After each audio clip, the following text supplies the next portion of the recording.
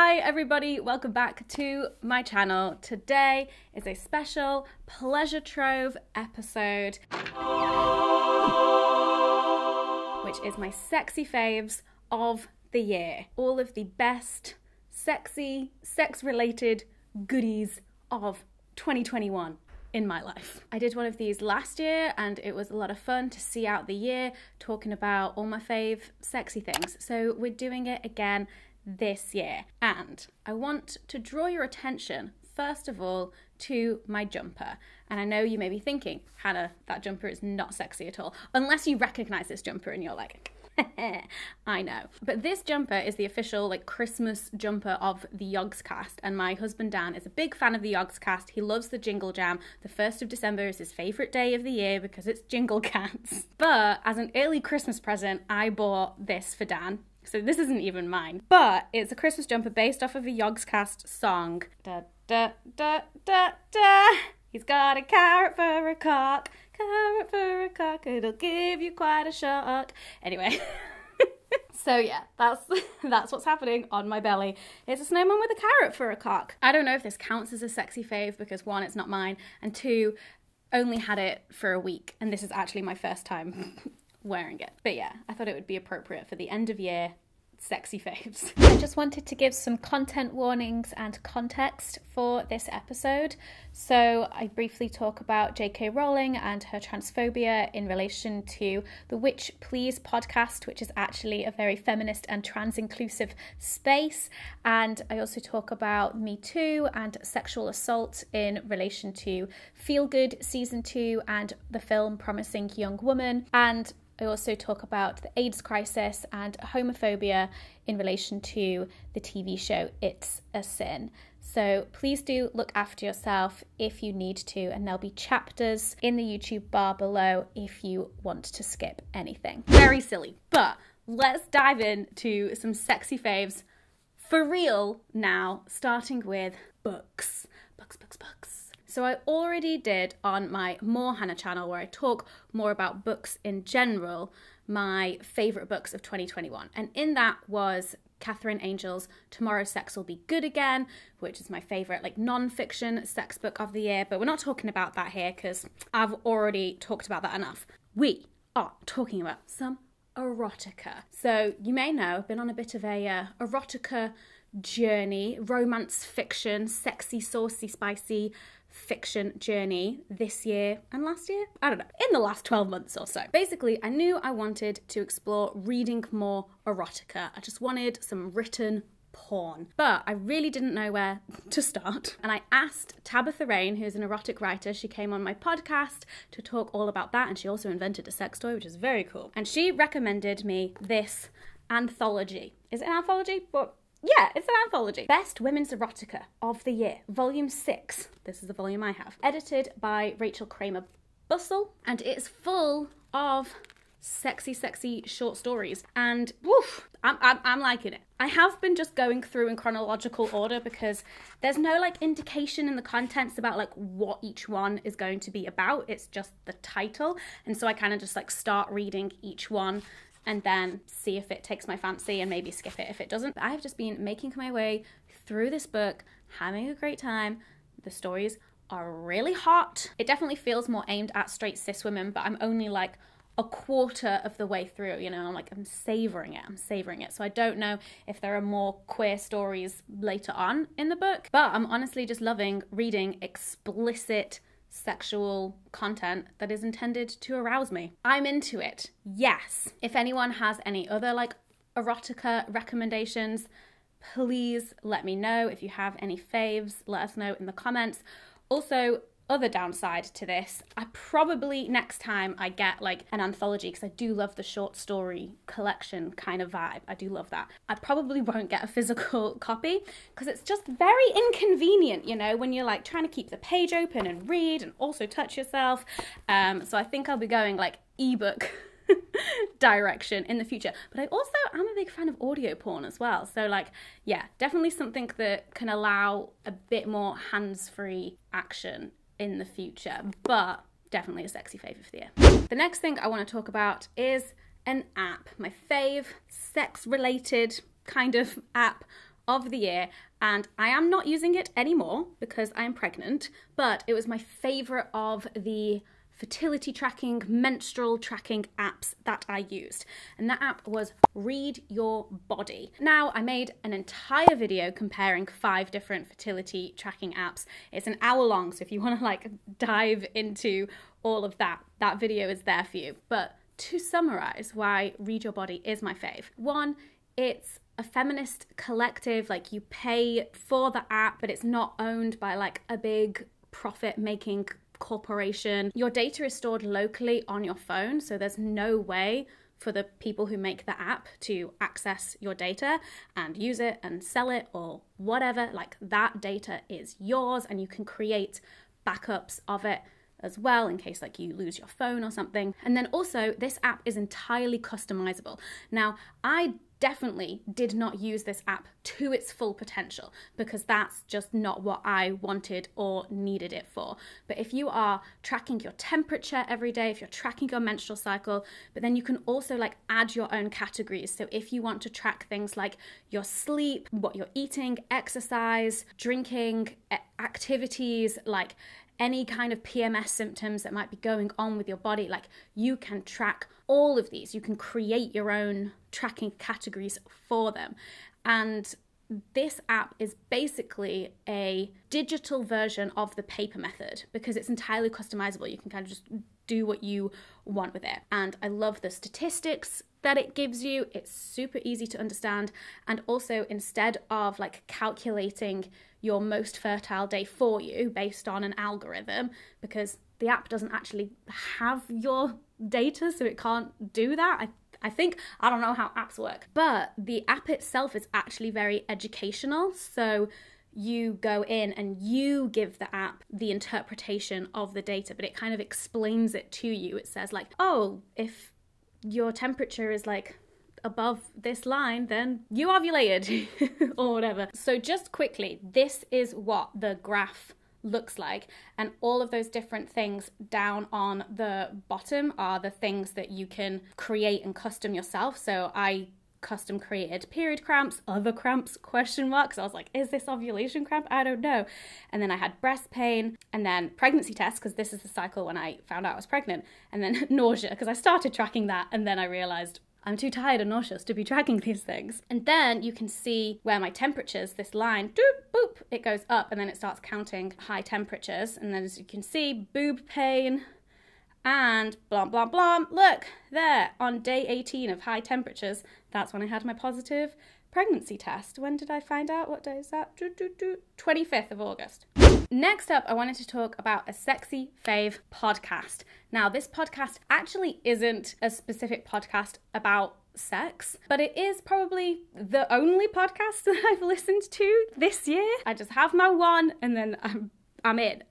But it is Witch Please, which is a Harry Potter podcast. And you might be thinking, Hannah, what is this doing in a Pleasure Trove episode? Well, they rebooted the podcast, I think at the beginning of this year. Previously, they'd like read all of the books and like discussed them, and it's 2 Canadian scholars, and it's very feminist and it's very fun. And this year they've rebooted it and they're going like into even more detail, and like I absolutely love it. Every episode they take a theory, they take a framework, and they learn more about that like academic theory or social theory or whatever it is, and then they use those new learnings about that theory and apply it to Harry Potter and see what they can kind of like get out of it. And there's definitely been lots of crossovers with the themes that I talk about here on this channel. So some of those episodes have been an episode about monstrous women and like the depiction of monstrous women in the Harry Potter series. They did an episode looking at trans studies, especially with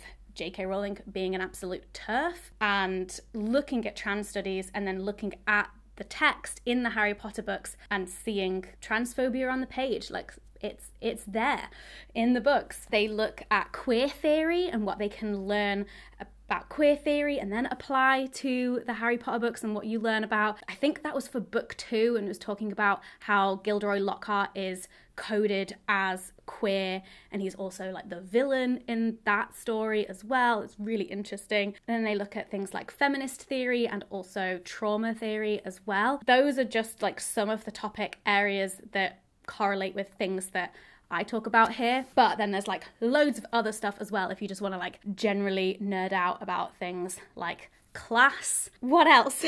Race, animal studies, Orientalism, structuralism, chosen one narratives, like all of these kinds of things. I love it. And I also recently just became a patron of them, which is a long time coming because I'm someone who loves Patreon as a creator myself who has one, and where I can I like to support other creators, and Witch Please has just been like a solid podcast in my life for the last, I don't know, however many years it's been going, and I was like, about time, I'm gonna support them on Patreon. So yeah, they're definitely a fave this year. I would highly recommend listening to it if you are someone who is a Harry Potter fan, but also very much not a fan of J.K. Rowling and still wants to kind of feel connected to those books in a way that aligns with your values, and also enables you to like connect with the community and connect with other people who also do not agree with J.K. Rowling, but love these books and have a history with these books and want to interrogate them, want to critique them.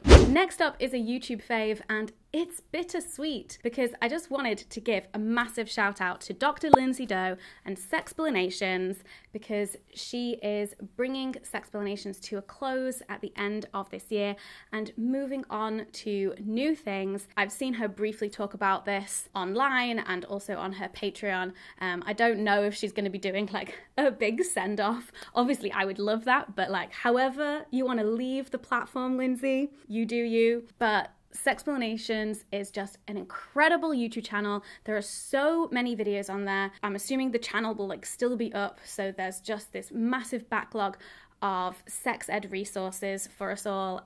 Lindsay's been making these videos for like 7 or 8 years or something, and I've been watching the entire time, and I just wanted to shout out Lindsay, shout out Sexplanations.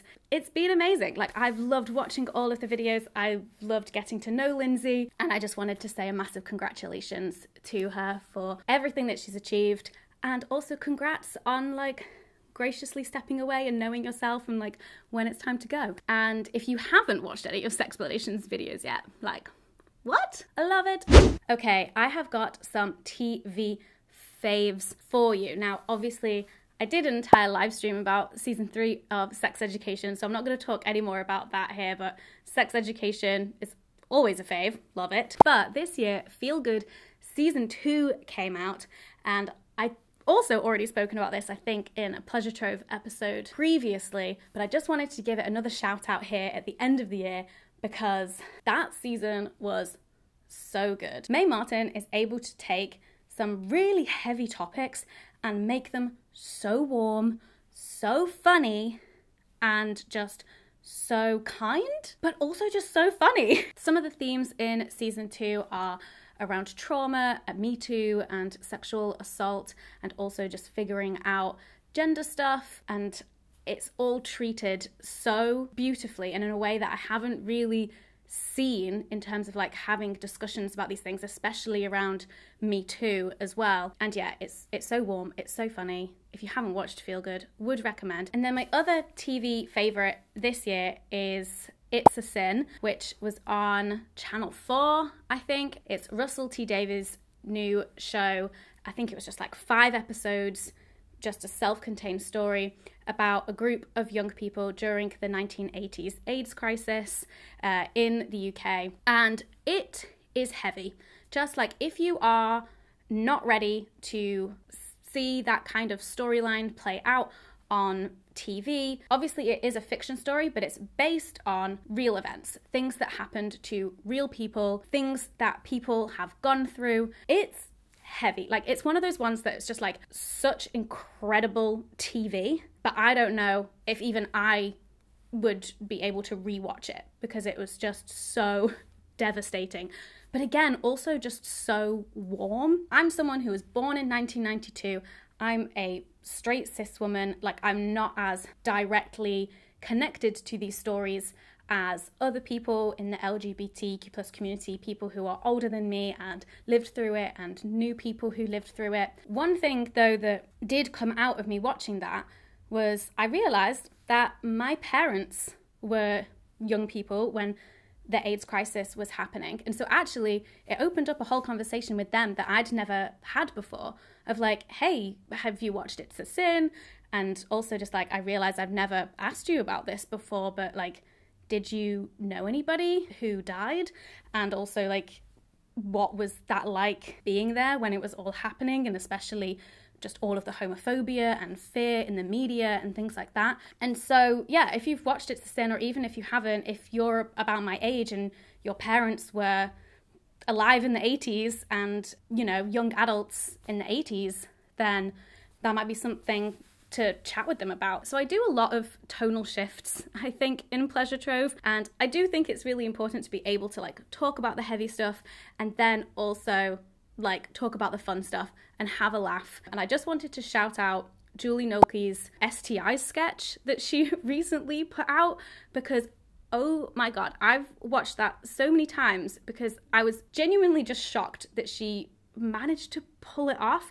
I don't want to like give anything away, but if you need a bit of a palate cleanser after watching or thinking or talking about It's a Sin, and you just want some very funny, very clever comedy about STIs, I would recommend watching that sketch. It's honestly one of those ones where you're just like, oh fuck. But I don't want to give anything away.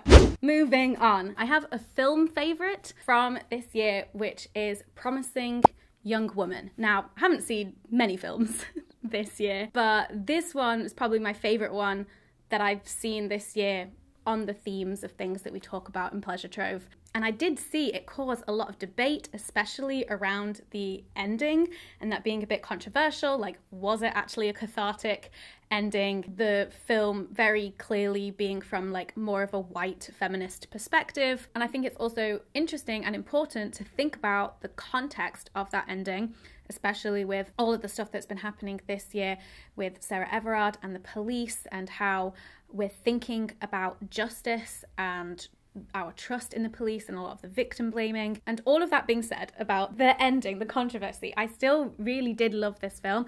I think it did especially well at portraying nice guys, and I really liked the way that the film addressed rape culture in terms of a more structural sense, rather than as like one bad apple, but it being this structural thing, and how bystanders are involved and how institutions can be involved in perpetuating rape culture as well. And I know some people didn't like it, but I loved the very pop feminine pastel aesthetic in terms of the costume and the music and things like that. I know that was jarring for some people, but I personally liked that. That was to my taste. And finally, I have some stuff to show you, some miscellaneous sexy faves. It wouldn't be a sexy faves video if I didn't tell you about my favourite sex toy of the year, and it is the Lelo Sila. Now, I received this as a gift because I worked with Lelo this year on 2 different videos, so just disclaimer that that is the context in which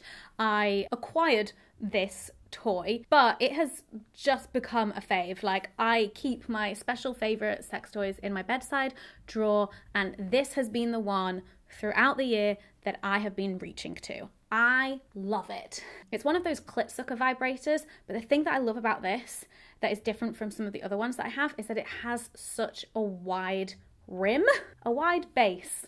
I don't know, which means that just like putting it in place is really easy. It feels really comfortable.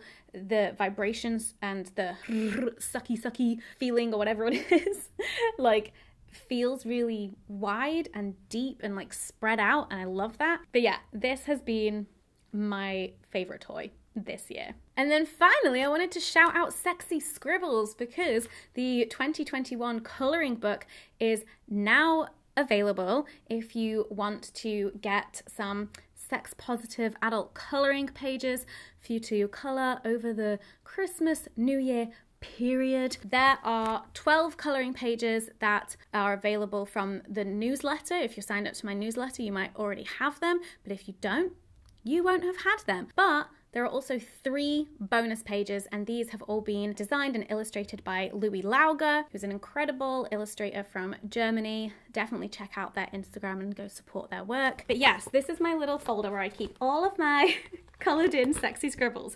I don't know what to do with them, like once I finish colouring them in, but I have a few more that I need to finish colouring in. This is the cover.